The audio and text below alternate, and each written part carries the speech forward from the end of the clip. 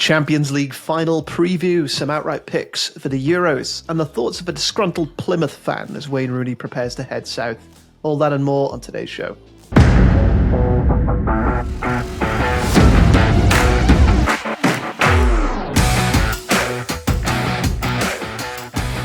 Hello and welcome to the Betting Expert Football Podcast. I'm your host, Daniel Jenkins, joined as ever by Betting Expert's Football Editor Sam Ingram. How you doing, man? How's the off-season treating you? Hello, Dan. Yeah, not too bad. As kind of football's grind to a halt, I suppose our workload has started to increase with the Euros around the corner. So yeah, been pretty busy, pretty full on with Betting Expert stuff, and obviously we've been prepping for a special interview podcast that's going to be landing next week as well. So that's exciting. Yeah, we have. Peek behind the curtain, but we're recording that on Friday of this week, and then it'll go out next Wednesday as normal. Yep. And yeah, it's good times. Sounds good. We're not allowed to disclose, mate, those contracts. Okay, yeah, fair enough. Yeah, you don't want to breach fair those. enough. Former Premier League footballer, played for his national team. Mm-hmm. Not too bad. Yeah, did all right. Did all right. Sam, I've been waiting for this. Wayne Rooney is the new Plymouth Argyle manager. Yeah, I thought, how are you feeling? I thought you may ask me this. I'm mindful that I speak about Plymouth too much on this podcast and no one cares, so I wasn't going to bring it up myself. But okay, well, that's good.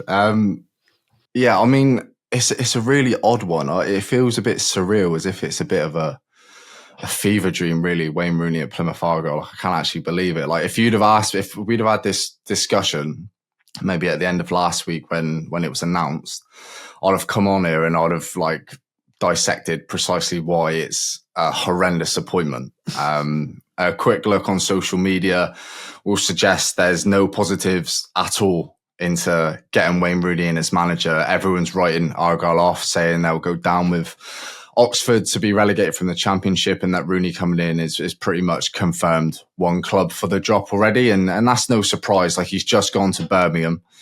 Birmingham City offered up a horrendous 15 games in charge, to be honest. The shortest stint for a manager in terms of days served in Birmingham's long history as a football club. And if you'd ask Wayne Rooney, though, I'm sure he'd tell you it was a really difficult situation to come into. And you can see that, the fans didn't want John Eustace out of the door. That's a tough scenario for a new man to walk into. And from the off, the Birmingham owners wanted a certain brand of football on display instantly, one which Rooney actually mentioned in his Argo interview that wasn't actually possible with the players at his disposal in such a short space of time. And yeah, so I just feel like the situation he's recently walked into at Birmingham, it was always going to be an uphill task. He needed results straight away and performances straight away. And when they didn't come, the displeasure from the fans rung around St Andrews much quicker than it would if Rooney had replaced a manager who was underperforming, for example. And that displeasure wasn't just for Rooney, it was for the owners and the board members too. But of course, rightly so, Rooney, copped a lot of the flack alongside the powers that be in Birmingham. And look, I wouldn't have gone for Rooney. Heckingbottom was linked. Rosenior too, Alex Neil as well. If those kind of names are in the mix, then I'm amazed we've landed on Rooney. But it's done now, and the fans will get behind him if he buys into the club. And we see the type of fight on the pitch that you'd probably link to a Wayne Rooney side if you're going off maybe his Derby stint and his performances as a player. And the noises coming out of Argyle is that the Rooneys are looking to move down to Plymouth or the surrounding area. So he won't be living out of a suitcase. And given our locality, that's not always a given. Stephen Schumacher and his family bought into the city. They bought into the club, and his family were devastated to then move to Stoke, as you could imagine. Don't blame them. It feels like Rooney, it feels like he has to give everything to the project. It feels like his last chance at this level. I don't see another Championship club taking him if he crashes and burns here. And so his back's to the wall. And this club, Argyle, it does its best work when it's written off, really. When backs are to the wall, and that's when we usually come out swinging. No one fancied us to go up from League One a couple of seasons ago against Ipswich and Sheffield Wednesday. No one had us down as pipping Ipswich to the League One title. And they did. So if there's a squad of players that will react to being written off, it's Argyle. And like I said, yeah, just to round it off, Dan, really, it wasn't my number one appointment, far from it, but I'm starting to come around to the idea that it might not be the worst appointment in the world, but he needs to get off to a good start. The only thing I don't want to see is for Argyle fans to start wearing United Rooney number 10 shirts to home park, because I'm not having that in the slightest. Yeah, no half and halves. Yeah, No. no, it's interesting because I mean we spoke a little bit on Friday, Saturday when the news initially came out, and yeah, you were a little bit more. I was horrified. A little bit more. You were horrified. Yeah, I mean, I said at the time, just waiting for the championship relegation odds to come out. Are you still waiting? Well, put your betting hat back on, take the Plymouth shirt off, put the betting hat back on. I mean, personally, I bet on Argyle to get relegated on here. The season just gone, that didn't go well. And I'm not going to do it again just out of... No, I'm not. Just out, I can't go a whole season hoping they get relegated. That just can't happen. But I wouldn't be surprised if people take them. But I'd maybe give it a few games just to see what it's like, just to see what the atmosphere is like at home park, and if Rooney's won over the fans already. Because if he does in a few short games, and he's got a few players in, like he'll have fairly decent links in terms of getting players over the line, getting loan players in to come back down to Devon. So see who gets in first, see how it's maybe first five or so games go, and then maybe pull the trigger. Maybe don't take it straight away, but I'm sure there'll be a lot of punters rushing to get behind an Argyle relegation, and they probably can't really blame them. Yeah, I mean, it's probably one of those where when I look at the outrights, I try to avoid. When I'm looking at the relegation outrights, I should say, I try to avoid looking at who's in charge, because I mean, they're going to get sacked.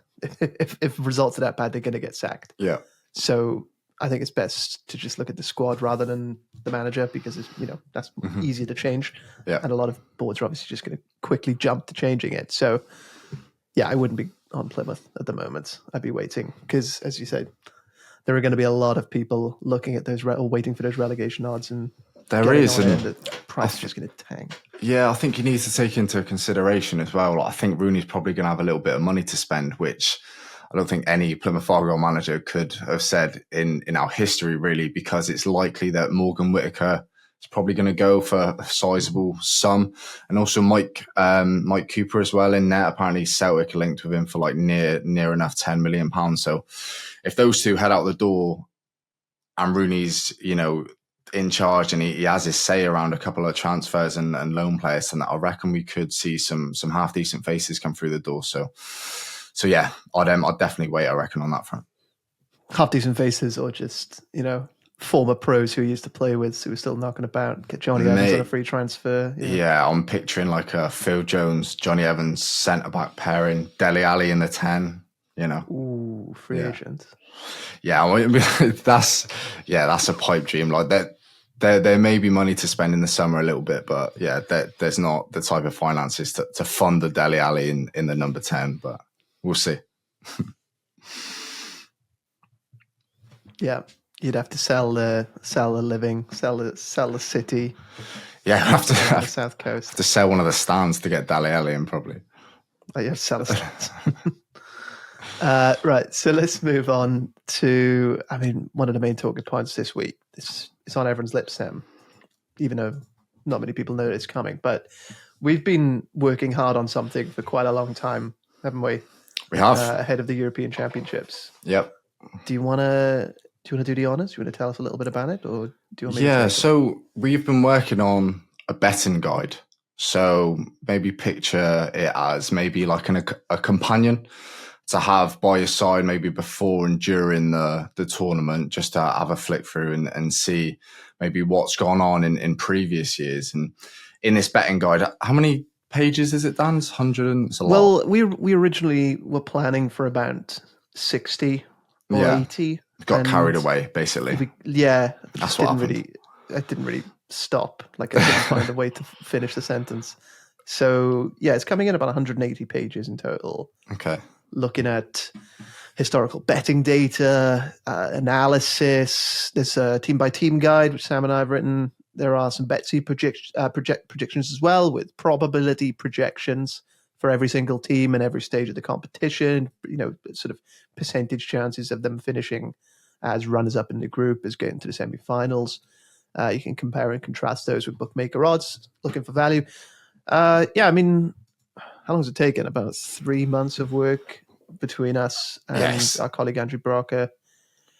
It's taken ages, to be honest, and that's probably why we've ended up with so many pages. But it's the thing I like about it. It's not like a tipping guide. Like we're not tipping up a team to win the competition. We're not going for top goal scorers. It's literally just betting data, betting trends of Euros dating back to the millennium. So I don't think anything like this is really out there. And then we've mixed that in with, like you said, team by team data that we've written. And we've kind of folded that into maybe certain nations' chances of progressing to certain stages of the tournament. So there's a bit of both there. But I think, yes, it's a really interesting read, and that's going to go live soon. Yeah, probably week. Thursday or Friday, probably Friday most likely. Okay. Some of the articles are on site at the moment, but yeah, we'll put out the full thing towards the end of the week. And yeah, as you said, it's going to be, we've designed it to be useful and usable throughout the entire tournament. It's not just a kind of pre-tournament preview guide that you get from any sort of football magazine that I love. Not to dismiss those. I love them. I'll get them all. But yeah, it's something that people can keep coming back to. As you say, not so much about tipping, more a sort of tool and a guide to help you tip. One of my favorite bits in the entire guide is one of the articles towards the start. It's from Andrew Brocker, our colleague, who has researched this for a long time and has been a long-held theory, finally ready to get it out there. It's about backing the draw in the knockout stages. Okay, yeah. The article's called Can't Pick 'em. It just looks at the increased probabilities of a draw in the knockout stage of both the Euros and the World Cups going back to 1998, the modern betting era, as we like to call it. It's actually been profitable to back the draw in the knockout stages in 9 of the 13 tournaments since 1998, with an overall ROI of 28%. Now, in the most recent Euros, back in 2021, that was an ROI of 91.3%. Wow. So definitely one to keep an eye on. Big numbers. That's interesting because I for one, and I'm sure many people listening will absolutely hate backing draws.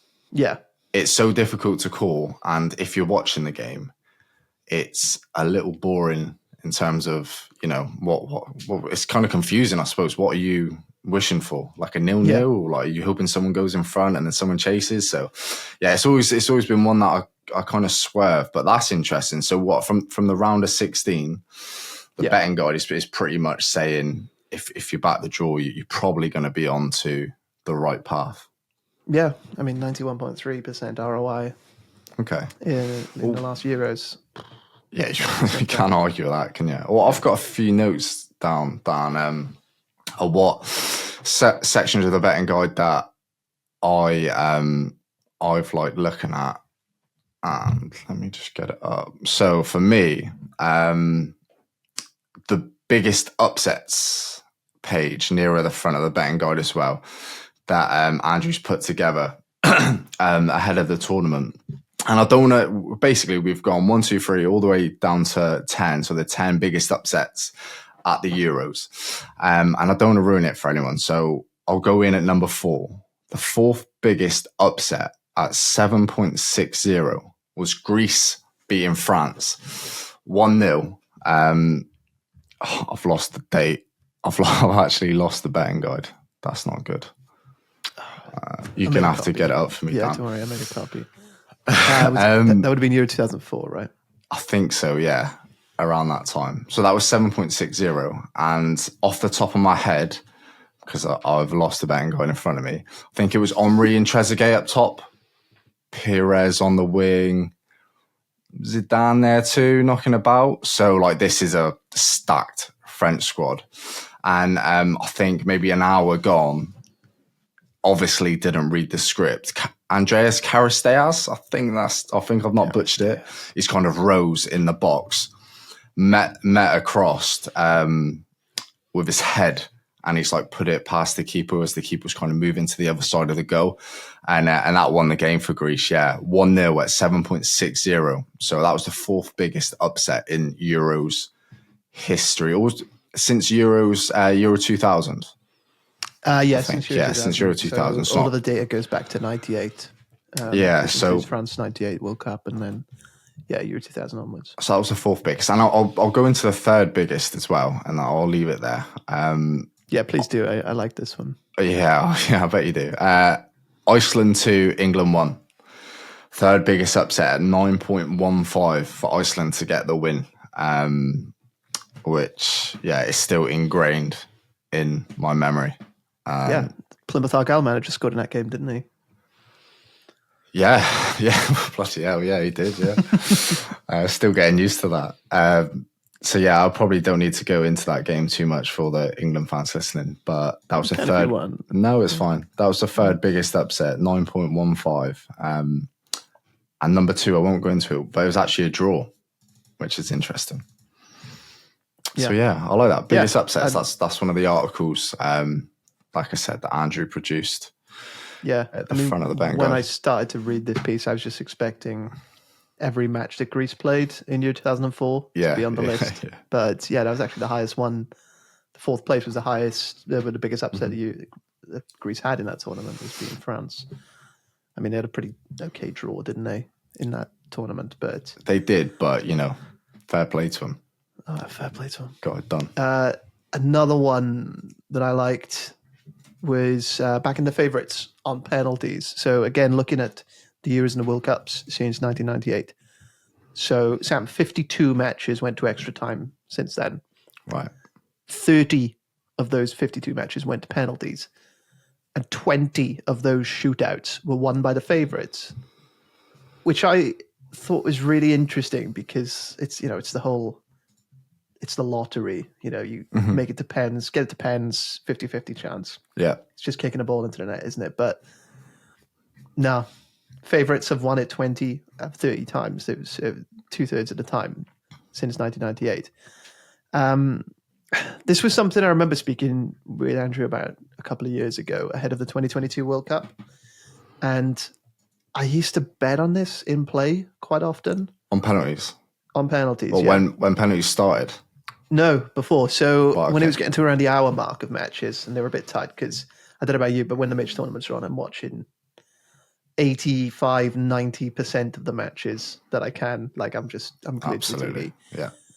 So when it gets to extra time, when it gets to around the hour mark of normal time, games are a bit tight. You can kind of tell, can't you, where it's going? You can feel it, can't you, sometimes? Yeah. There were a couple of times during that tournament I'm backing the favorite. Who was the favourites to win before the match? I'm backing them to win on pens.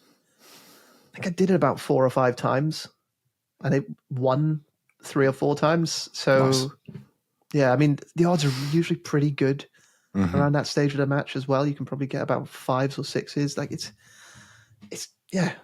a good way in, a really good way in, and it made me question the penalty shootout a little bit. There are plenty of reasons why the favourites are going to win. They could have superior technique, they could have the better mentality, but still, really interesting article on this. I suppose there's like a more pragmatic way to go in play as well. Like you can probably, I don't think I've ever done it, but I think there's a market on Bet365 that you can bet on that for the outcome of the game. Like how is it going to end? So I think you just shoot penalties. You don't need to choose a side. So if you're, like you said, if you're approaching the hour mark and it's really tense and no one's giving, neither team's giving the other like an inch, then that could be a way to attack it in play. Yeah. Next up, I've got betting on the defending champions, Dan. So, question: should we be looking at the Italians, the 14-1 6 favourites? Well, probably in my mind, probably no. And looking at the betting guide, we're looking at the 1x2 market specifically, which is usually a good indication of whether we should bet on a team, or in this case, the defending champions. Considering all of the defending Euro champions since the year 2000, the 6 nations, involved, was the 6 winners, have played 24 matches at the following tournaments. Backing each of these teams at even stakes would have returned a loss of over 39%. While betting on them to lose each match would have returned a mighty profit of just over 42%. So, should we be back in Italy after their Euros win last time out? The betting guide says no. And looking at Italy, looking at their squad on paper, looking at their chances, I would probably tend to agree with that. Yeah, that's one of those that kind of reinforced my feelings ahead of the tournament. Would be staying far away from Italy. Just to round off this section, I think we've blown our own trumpets enough, but another good part of the book was speaking with some of the ex-pros. So we had a chance to chat online with, there's some quotes in there from John Barnes, former Liverpool, England winger. Legend.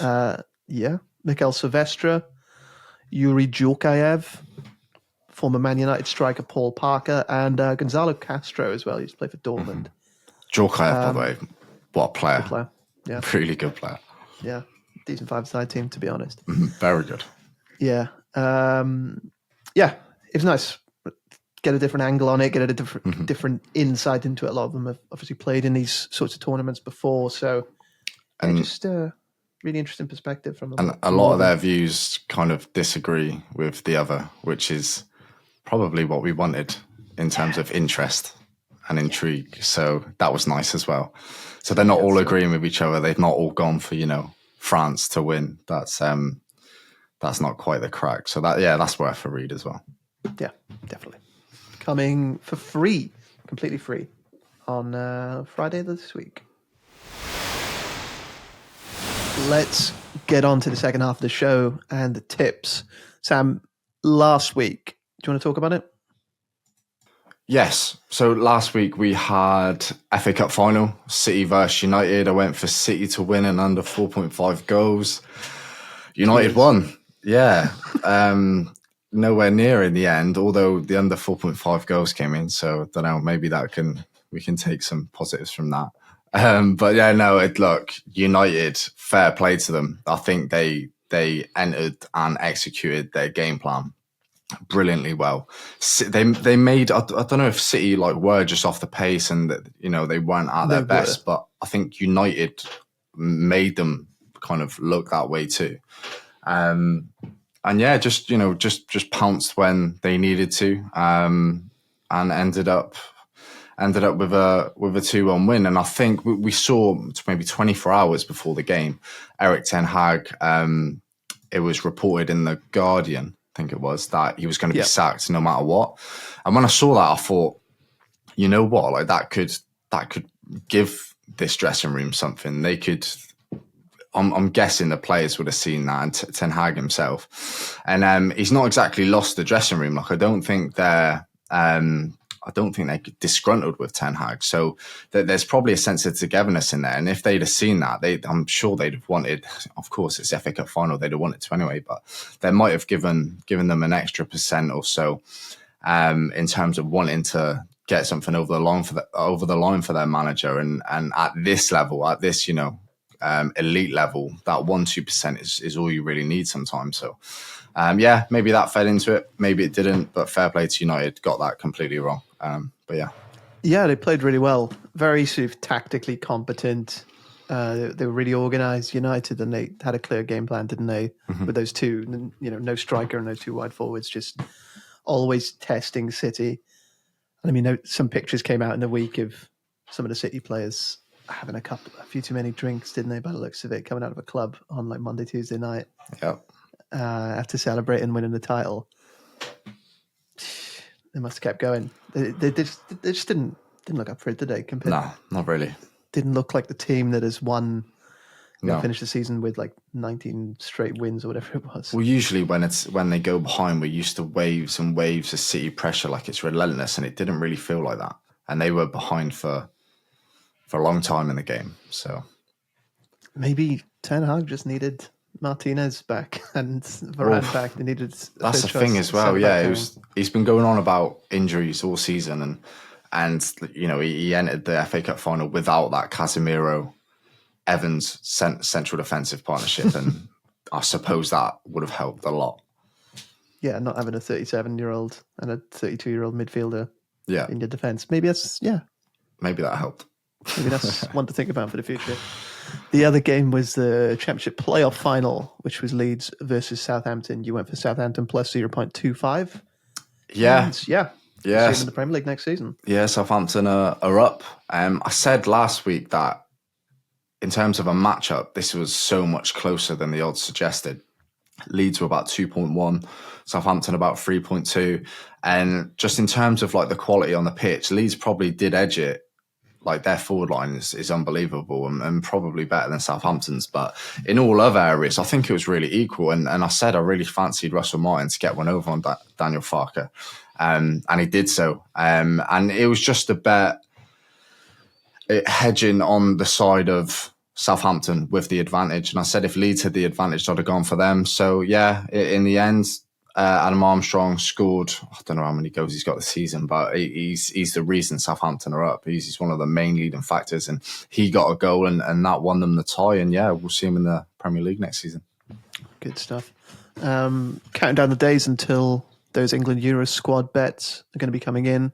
Yes. Those are the only two outstanding tips at the moment. But looking at your season total so far, Sam, obviously we started in February, looking at a total profit of plus 6.6 units on 35 units staked, 18.67% ROI. Yeah, gotta be happy with that. Yeah, thrilled with that. Like I've said it before, in this game, anything around 5% you take gladly. So at 18%, obviously we've not had loads and loads of bets. We've only had, what is this, our 16th show, 17th show? So yeah, we've not had loads of bets. 38 bets. 38 bets. So yeah, you take that all day. Hopefully that can continue on through the Euros. That would be nice. Definitely. So speaking of which, good little segue. What you wanted to speak about some Euros outright picks in this show, didn't you? Do you want to? Yeah, I've got a couple bets, just some big prices really that I wanted to bring up on the pod. I've not gone for like a short price winner, or I think something I saw a minute ago. You can get like Harry Kane top England scorer at like 1.72. I've just kind of left them out of it, and I'm looking at a couple bigger prices. So one that really caught my eye was Poland as the lowest scoring team in the Euros. That is 12.00 on Sky Bet and 10.00 on Bet365. So this caught my eye. I think if you're looking at, I've got the Bet365 market in front of me. If you're looking at the betting, Albania are the favourites to take the lowest scorers crown in Germany at 4-1. Albania progressed from and won Group E in the qualifying stages for the European Championships. Albania and Czech Republic finished 1 and 2 in Group E, meaning Poland, who are also in that group and who scored 2 fewer goals than Albania's 12, would have to qualify via a playoff route. So Spain, Italy and Croatia make up Albania's group at the Euros, so it's no wonder why they are favourites in the betting. But Poland's Group D isn't far off. We've got France, Netherlands and Austria. And the latter, obviously, Austria are the weakest there, although Poland versus Austria doesn't exactly scream goals. And it's clear Lewandowski isn't the force he once was. That's obvious. There are very few signs that anyone is waiting in the wings as well to offer a goal-scoring touch to this Polish side. And I saw a stat on FBref. Poland's 0.08 goals per shot was the lowest in qualifying out of all the nations heading to the Euros. Only Portugal, France and Switzerland recorded more shots over 10 matches. So that suggests that even against the likes of Faroe Islands, Moldova, Albania, Czech Republic, Poland really struggled to take their chances. And if you look at the betting guide, since the millennium, out of the 35 competing nations, no country's games has averaged fewer goals scored at the Euros than Poland's 1.89 goals per 90. So that all points to Poland being right down there for me. And if you look in the betting elsewhere, you've got Georgia and Slovenia occupy the positions between Poland and Albania. And I think if you look at those two nations, you've got Benjamin Sesko, Slovenia, in great form. He's probably going to be the next big thing over in the Bundesliga. You got Kvaratskhelia and Mika Twadzi, definitely butchered that, for Georgia. So he plays, he's over in Liga. He's on loan back at Metz. I think Ajax bought him and then he went back on loan at Metz. And he's a goal scorer in that Georgian side.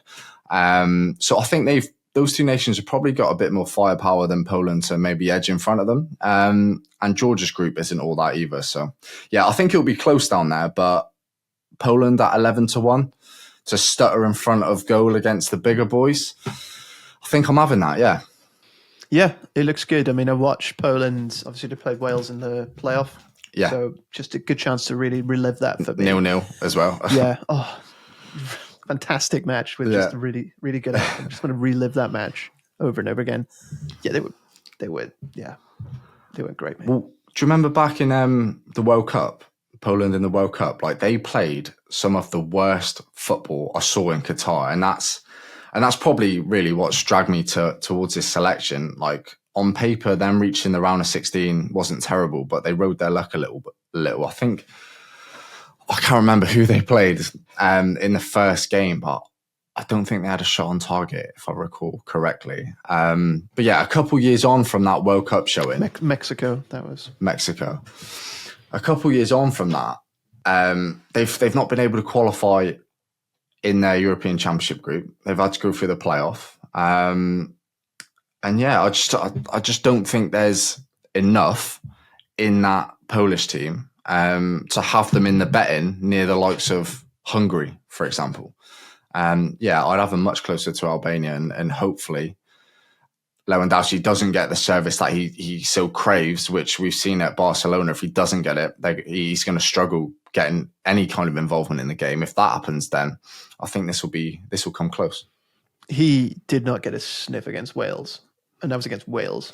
And that's the thing. And these nations will be obviously clued up on that, and they'll devise a game plan of how do we stop Lewandowski. And he's in a group with France, Netherlands and Austria. Like they have the players in those positions, back four in front of the back four, to really nullify Lewandowski. So if they do that, this looks all right. Yeah. I mean, France are obviously very strong. I think the Netherlands are going to be pretty good in this tournament as well. They've got a fantastic defence, the Netherlands. Of course, yeah. And Austria, they were pretty good. They were quite solid in qualifying, weren't they? I think they only conceded 4 or 5 goals in qualifying. Mm-hmm. So yeah, you do get the feeling that if Poland are going to get the goals, they're going to come against Austria. Yeah. But that sounds like the most 0-0 game ever I've ever heard. So hopefully that's 0-0 and the rest takes care of itself. Yeah, 21st of June, 6 p.m. We will be there. Don't tune in. Don't tune in. Very good 0-0. So that is Poland is the lowest scoring team at Euro 2024. That's 10-1. You said on Sky Bet, and that's 9-1. Sorry, that's 11-1 on Sky Bet, 9-1 on Bet365. So I think we'll go. Okay. Should have let's have half a unit on that. I reckon. 11-1. Sure. Yeah. Right. What else you got? What else have I got? So from 11-1 to 40-1. Yeah, just a little bit of fun, really. So I've grouped together 2 of the selections that I really like. So I fancy Germany at the Euros. So do I. I like the thought of a German win on home soil, and I like the thought equally of Kylian Mbappe, top goal scorer. Like, they're not the most outlandish of claims, but putting together 40-1 Bet365 sounds all right to me for, I'm probably going to have 0.25 units on it or something, like something small. Oh, mate, I was expecting like 0.25% of a unit. I was going to go 0.1, but it's really boring, isn't it? So coward. Yeah, exactly. So in the bank, mate, go for it. Exactly. So yeah, I'm going for 3-time Euro winners, Germany. They've actually featured at every Euro since 1972, so they know their way around the tournament. Last winning it in 1996. This is Julian Nagelsmann's first tournament. He's made some big calls getting here. He's left out Leon Goretzka and Mats Hummels. His squad's impressive, especially in forward areas, and it's likely that Florian Wirtz, Gundogan, Kai Havertz and Jamal Musiala will occupy the positions further up the pitch. And you've got Leroy Sané, Thomas Muller waiting in the wings. I don't think Sané's 100% fit, but if he is, he's going to be pushing those lads for a starting berth too, and that's impressive. And they've also got Nicholas Fulkrug, who is your old-fashioned number 9, big, burly, and a brilliant backup battering ram option if you're struggling to break down a low block in the conventional fashion, like Nagelsmann will. And behind them is Tony Cruz's last venture into professional football as a player. That should add a little bit of desire to this team to get over the line for their teammate. And behind him, you've got Antonio Rudiger, Marshall in defence, alongside Jonathan Tah, one of the best central defenders on the planet, Rudiger, that is. Obviously, they're on home soil as well, and that shouldn't be overlooked. If you go back to the betting guide, which has that kind of information in there, that states that home field advantage in the Euros across the entire history of the European Championships has been worth a net gain of plus 0.45 goal difference per match to the hosts. So I like the sound of that. And if you look at their 2 most recent friendlies, it's probably got this selection in my mind more so. I fancied them anyway, but they did a number on France 2-0, thoroughly deserved. And they followed that up with a 2-1 win over the Netherlands. So yeah, I'm fully drinking the Kool-Aid with Germany. Like, I'm fully behind them. Those 2 matches, like I watched the game against France, I just thought they were good, weren't they? Streets ahead. They were good. Yeah, they found a system that works. I think no more Kai Havertz at left back. Mm-hmm. Put him up front. That front three is really strong. Really good. Really good. One of the best in the competition, rivaling England. Yeah, France. And you wouldn't have said that about Germany 2 years ago, would you? No, you wouldn't. In the really lost their way. In the World Cup, they were toothless. I remember thinking this German side of crap, honestly. And they went out in the group stages. So, and that's probably the one of the main concerns really with backing a host is one of their last competitive game, Dan, was in the group stages in the World Cup. Yeah. So that's obviously a concern. Against Costa Rica in the World Cup, so not ideal. But that's the problem you're going to face as a host nation. And I suppose there's a feeling that they may be going into the competition cold.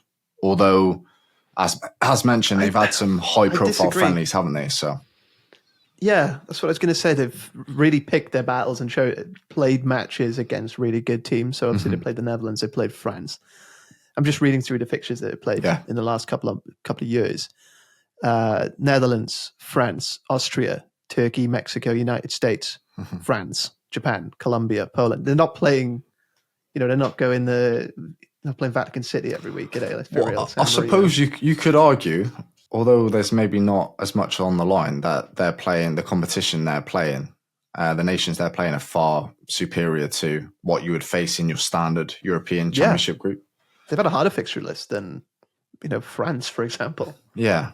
But that's the argument, though, isn't it? That they could be going in maybe underprepared, but I don't quite see it that way. And Hansi Flick has obviously gone near enough straight after the World Cup. And, he was the first German national team manager to ever be sacked. Amazing. Yeah. Amazing. I do want to speak about Mbappe. Yes, please do. Because obviously, you think of top scorers at a major tournament that he's playing in. He's top of the list, isn't he? But he's got to be. He's never scored at a Euros.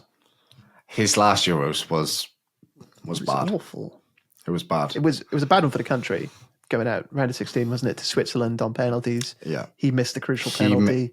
Yeah, and from that, I think he got a load of racial abuse and stuff, and he was on the cusp of quitting France. So it couldn't have gone any worse, really. No, terrible. So that leads me to believe, is there unfinished business? He's done it. He's done it at a World Cup. He's won a World Cup. He's scored, although it's a different World Cup, he scored a hat-trick in the final. So maybe he's got 12 goals at World Cups. He's played in 2 of them. Brilliant. Do you know how many games that in? Is that maybe 12 goals in 14, 15 games or something? Off the top of my head, I think it was 14. Yeah, it'd be about 14, wouldn't it? So that's the World Cup ticked off, maybe. His job done. Obviously, he'll go again when the World Cup comes He'll be around. back in 2 years, yeah. But in terms of the Euros, like, is he seeking some kind of redemption? Is this, you know, in a summer where his domestic future is up in the air, kind of like we all expect him to go to Real Madrid, is probably done, but that's kind of up in the air, and people are looking at him after leaving PSG, and France are really dependent on him. Like, they need a big competition, they need a big tournament from Kylian Mbappe if they are to go all the way. And I actually listened to, if you've not heard about it, it's a podcast called Heroes and Humans. It's really good, and one of their episodes focuses on Kylian Mbappe, and it gives like a deeper insight into him as a person, his family, his upbringing, and the Parisian suburbs that consistently churn out serious footballing talent. So that's worth a listen if you've got time. And what comes across in that is like, he's a really, really switched on bloke. He's grounded, and the reports you've heard about his ego and the like are fabricated somewhat. And I think he'll cherish another tournament where France really need him to perform for any chance. And the squad they've got on paper and the players in behind him, he's just going to get a load of opportunities. And I think he might, if Germany don't win it and if England don't win it, I think it's because Mbappe's performed for France. I think that'll be the reason. So yeah, I think he's gonna have a big tournament, and I think France are probably going to be right there with Germany.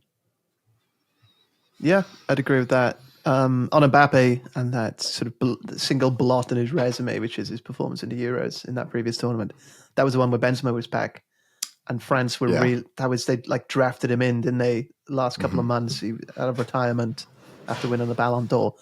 So, you know, it wasn't really Mbappe's team. Upset the apple cart a little bit, I think. It did. Like France often do in the last 20 or 30 years. And actually, Dan, whilst we're on the subject of Germany and Mbappe, I've kind of mapped out Germany's route to the final. So I think they get Denmark in round of 16, beat Denmark, Spain in the quarterfinals, beat Spain just, Portugal in the semi-finals, beat them just, France in the final. So if Germany are to win it, it's going to be really difficult. But if any nation are going to win it, it's going to be really difficult to get to the final. So maybe that probably feeds into the 40-1 price and why the Germans are maybe third, fourth favourites in the betting. But yeah, Germany, France final in Germany. Oh, yeah, for the ages. Yeah. I like more it to be Germany v England in Germany, but probably be France. I think you ask Germany, they probably prefer the French rivalry to the English rivalry. Probably means a bit more to them. Maybe. I think so. How nice! I was going to say how nice would it be to beat the Germans in a final, but forgot you are actually Welsh, so maybe it wouldn't be in this race. Wouldn't be very nice for you. I do actually, because I'm back in Germany. So there you go. Yeah, even better for England to lose another final. Yeah. Should you want to move on and talk about the Champions League final? Yeah, we've got another big game. Speaking of German sides. Yes, very nice segue. So Dortmund versus Real Madrid on Saturday. I'm going for Real Madrid win. It's at 1.61 on Bet365. So yeah, I don't really want to take a straight win. Don't really want to take Asian handicap. I think the line's at -1. So just like last week when I put up a stinking loser in the FA Cup final, I'm going for Real Madrid win and under 4.5 goals. Same bet in another Wembley final, and that's at 1.95 on Bet365. So I think that's a pretty good price looking at it. In the semi-final, Dortmund really rode their luck. PSG hit the woodwork 6 times. Lady Luck was right there with them on that day. Borussia Dortmund have gone past PSV, Atletico Madrid, and then PSG to get to the final. It's not the most difficult of passages in the European Cup, but not the most straightforward either. And Edin Terzic, I think he's really shown like how tactically capable he is on the biggest of stages, and that's impressed me. And I still feel they've rode their luck to be there, but fair play to them. It's not been easy, and they're not blessed like some of the other squads are. So look, they've made it to the final. Fair play. So yeah, it's not going to shock anyone really that I'm going to side with Real Madrid in a Champions League final. But I don't think Real Madrid blow Dortmund away. And feeding into that thinking and into the under goal line, There have been 2 Champions League finals in 60 years that have seen 5 or more goals in 90 minutes. Can you remember them, Dan? Just 2 games, more than 5 goals. Well, fairly recently as well. Liverpool, Milan. Yeah. And another one post 2000 era too. Was there Real Madrid one in Cardiff? Was it that one? Bayern. Mandzukic over a kick? No, I've got Real Madrid 4, Juventus 1 in 2016. So obviously that could happen again. Wait, that was the game, wasn't it? That was the game. It was Juventus. It was Mandzukic at Juventus. I think he was. I think that was the game I'm thinking of. Maybe. I'm just going to derail a podcast while I prove myself right. Yeah, that was the game, man. That was the game. Nice. In Millennium Stadium. So that was it. Cardiff. 2 games in 60 years. It's crazy, actually. In 90 minutes that have gone over 5 goals. So, yeah, not usually a game full of goals, and it's obvious why. Like, for some, this is the pinnacle of their career, the biggest game on the biggest domestic stage, and that breeds nervous energy. And often both teams are happy to spar for longer periods than they usually would in the Champions League. And I don't foresee Dortmund going toe-to-toe with Real Madrid until they really have to, as Real Madrid's best work is done in transition. It is done in the chaos in the middle of the park. And only one of the Germans' Champions League games this season actually has gone over 4.5 goals, and that was Atletico Madrid at home in the quarterfinal. So yeah, you'd be brave to back against Real Madrid at the climax of the Champions League. They've not lost a European final since 1983, over 40 years ago. Must be nice to be Real Madrid. And that was against Aberdeen. So we've seen it so many times. Real Madrid finds a way, as corny as it is, this is their competition. They find a way to win. With Real Madrid to win paired with under 4.5, I think we've got a pretty good price. And I wouldn't completely write off Dortmund, to be honest, Dan. If we think that Real Madrid might dominate proceedings, then we've seen enough in recent Dortmund outings that they can really pack a punch on the counter, and they'll definitely give it a good go. And Dortmund are capable enough to keep this close and take Real Madrid all the way. So I just think, to round it off, yeah, there's just too much in the Madrid camp in my eyes. And I think Toni Kroos will get his 6th Champions League title locked in. And I think Vinicius, Bellingham, Rodrigo, etc., I think it'll just be too much for this Dortmund side. So Real Madrid to win, Dortmund not to be embarrassed, and under 4.5 goals at 1.95 on Bet365 for a unit. Yeah, it looks good. I mean, Real Madrid's record in the competition, played 17, won 14. Yeah. In finals, it's unbelievable. That's really, wild. it's unbelievable. And yeah, I agree. I don't think Dortmund will be embarrassed. I think they'll put in pretty similar game plan to what they did against PSG that was the semis, wasn't it? Yeah. And I thought they were really, really good away from home. I thought they were fantastic in Paris. They're brilliant. I think it'll be the exact same game plan from them. They just kind of bided their time, didn't they, and waited until, there was an opportunity to progress through the thirds. And I think they'll do the same here.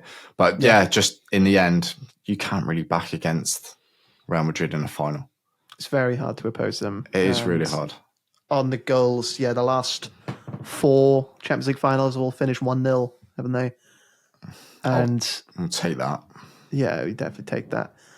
And I mean this as no disrespect to the players, because I do rate them both quite highly, but we could be looking at, certainly towards the end of the game, we could be looking at a Champions League final with Joselu and Nicholas Füllkrug as the strikers. Yeah.